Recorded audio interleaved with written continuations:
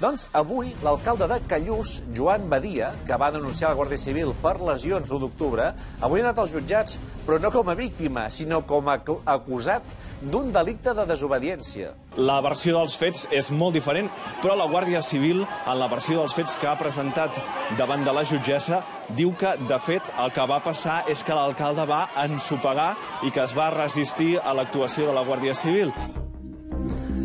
O sigui, l'alcalde diu que el van empènyer i la Guàrdia Civil diu que va ensopegar. A qui hem de creure? Llàstima que no tenim cap imatge per saber qui té raó.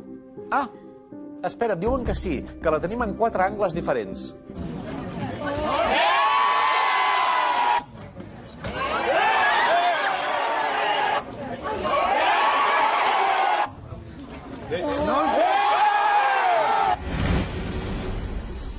Jo crec que aquest fiscal que parla de que l'alcalde l'ha ensopegat seria capaç de declarar que Lluís XVI va morir perquè es va tallar mentre s'afaitava.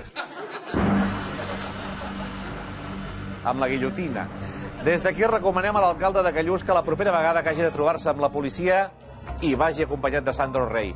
Facin cas.